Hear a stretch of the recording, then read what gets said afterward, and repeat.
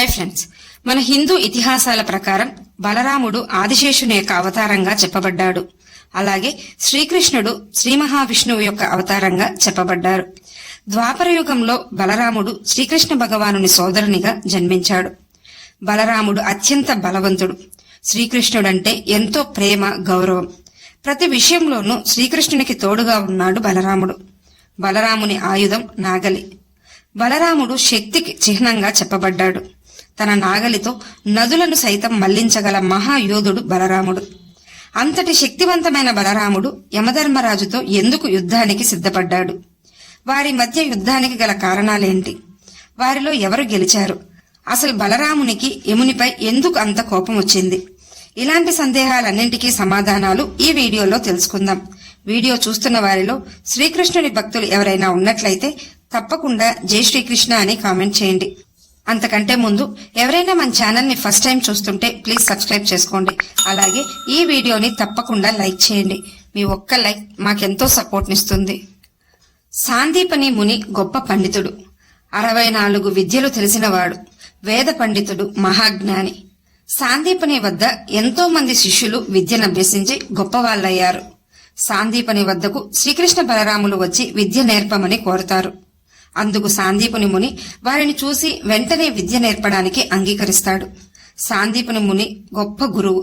అందుకే వారిని చూడగానే కారణ జన్ములనే అర్థమై వారికి విద్య నేర్పుతానని అంగీకారం తెలుపుతాడు. అయితే అదే ఆశ్రమంలో సుధాముడు 1 సంవత్సర కాలం నుండి ఉంటాడు. అతనికి సాందీపుని ముని ఎలా శ్రీకృష్ణ బలరాములకు విద్య నేర్పడానికి అంగీకరించాడో అర్థం కాలేదు. ఎందుకంటే ఆ ఆశ్రమంకు వచ్చిన ఎవరినైనా సంవత్సర కాలం పాటు అదే ఆశ్రమంలో స్వేచ్ఛగా తిరగమని చెప్పి వారిని బాగా పరిశీలించి అప్పుడు వారు ఏ విద్యలో రాణిస్తారో గమనించి వారికి ఆ విద్యనే అందించేవాడు సాందీపని ముని. అందుకే గొప్ప గురువుగా పేరు తెచ్చుకున్నాడు. శ్రీకృష్ణ భగవానుడు, బలరాముడు ఇద్దరు దైవ స్వరూపాలే కాని మానవులుగా జన్మించినప్పుడు వారు ఖచ్చితంగా గురువు దగ్గర విద్యను అభ్యసించాలి. అప్పుడే వారికి జ్ఞానం పెరుగుతుంది అని గురువు గొప్పతనాన్ని లోకానికి తెలియజేశారు. అందుకే బలరామకృష్ణులు విద్య నేర్చుకోవడానికి గొప్ప గురువైన సాందీపని వద్దకు చేరారు. ఆ ఆశ్రమంలో శ్రీకృష్ణునికి సుధాముడు ఎంతో మంచి స్నేహితుడయ్యాడు. శ్రీకృష్ణుడు, సుధాముడు ఎంతో స్నేహంగా తిరిగారు. సుధాముణ్ణి కుచేలుడు అని కూడా పిలుస్తారు. అయితే సాందీపని వద్ద ఉన్న శిష్యులలో బలరామకృష్ణులు ఎంతో చురుగ్గా, తెలివిగా ఉండేవారు. గురువు చెప్పిన ఏ విషయాన్నైనా ఒక్కసారికే తిరిగి అప్పచెప్పేవారు. శ్రీకృష్ణ బలరాములు ఏకసంతాగ్రాహులు. సాందీపని వద్ద చేరిన శిష్యులు సంవత్సరాలు విద్యను అభ్యసిస్తూనే ఉంటారు. కాని బలరామకృష్ణులు కేవలం 2 మాసాలలోనే, అంటే 60 రోజుల్లోనే విద్యను నేర్చుకుని గురువైన సాందీపని మునిని ఎంతో సంతోషపరిచారు. 64 విద్యలు 2 మాసాల్లోనే నేర్చుకున్నారు బలరామకృష్ణులు. విద్య పూర్తి చేసుకుని ఆశ్రమం వదిలి వెళ్లే సమయంలో గురువుకు నమస్కరించి గురుదక్షిణ ఏం కావాలని సాందీపనిని అడుగుతారు. అందుకు సాందీపని ముని, నాకు గురుదక్షిణగా ఎవరు తోచింది వారు ఇచ్చారు. ఈ ఆశ్రమంలో శిష్యులకు ఎలాంటి లోటు లేకుండా నేను, నా భార్య చూసుకుంటున్నాము. కాని మాకు తట్టుకోలేని బాధ మా మనసులో ఉంది. అది మీరు తీర్చగలరా అంటూ సాందీపుని ముని బలరామకృష్ణులను అడుగుతాడు. వెంటనే బలరామకృష్ణులు, గురువర్య, మీకు ఏం కావాలన్నా చెప్పండి, మేము తప్పక గురుదక్షిణ సమర్పించుకుంటామని చెప్తారు. అందుకు సాందీపని ముని, నేను, నా భార్య కలిసి మా ఒక్కగానొక్క కుమారుణ్ణి తీసుకుని సంవత్సరం క్రితం ప్రభాస క్షేత్రానికి వెళ్లాము. గ్రహణ సమయంలో స్నానం చేయడానికి వెళ్లిన మాకు ఎంతో బాధాకరమైన సంఘటన చోటు చేసుకుంది. మా కుమారుడు ఆ సముద్రంలో మునిగిపోయాడు. ఆ సమయం నుండి నా భార్య కన్నీరు మున్నీరుగా దుఃఖిస్తోంది. కాబట్టి మీరు మా కొడుకుని తీసుకుని రండి.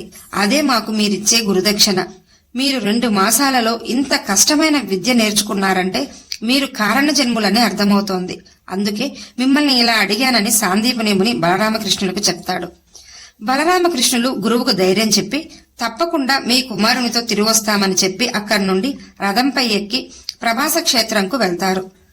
అక్కడ రథం దిగి శ్రీకృష్ణుడు సముద్రునితో, సంవత్సరం క్రితం మా గురువు యొక్క కుమారుడు స్నానానికి వస్తే నువ్వు లోపలికి లాగేసుకున్నావు. కాబట్టి వెంటనే మా గురుపుత్రుణ్ణి మాకు అప్పగించు అంటాడు శ్రీకృష్ణుడు.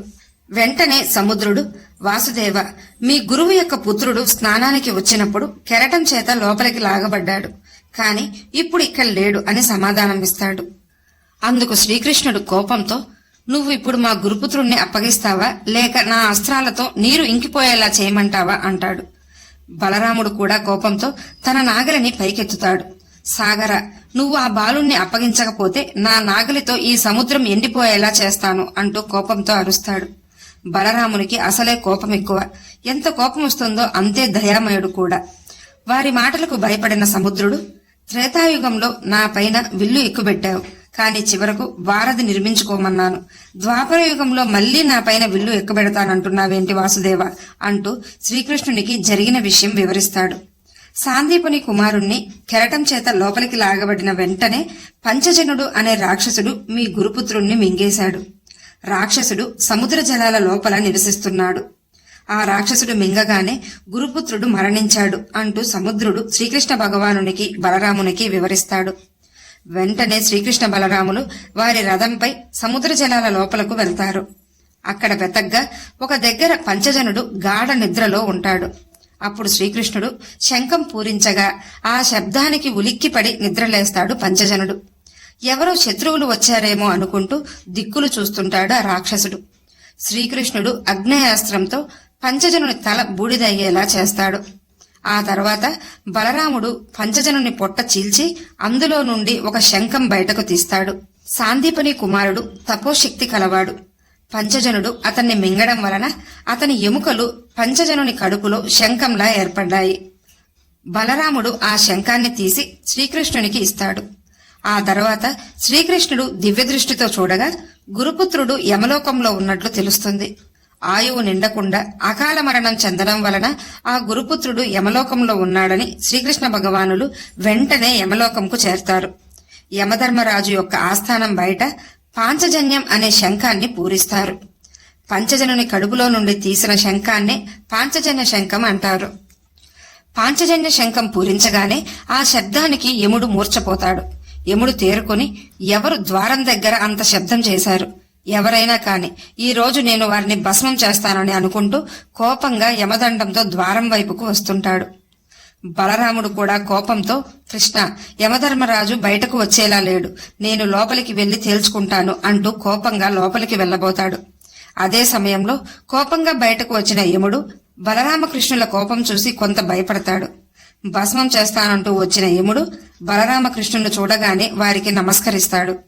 వెంటనే బలరాముడు, మా గురుపుత్రుణ్ణి అకాల మరణం చేత ఇక్కడికి తీసుకొచ్చావు, తక్షణమే మాకు అప్పగించు అంటాడు. యమధర్మరాజు వెంటనే సాందీపుని కుమారుణ్ణి బలరామకృష్ణులకు అప్పగిస్తాడు.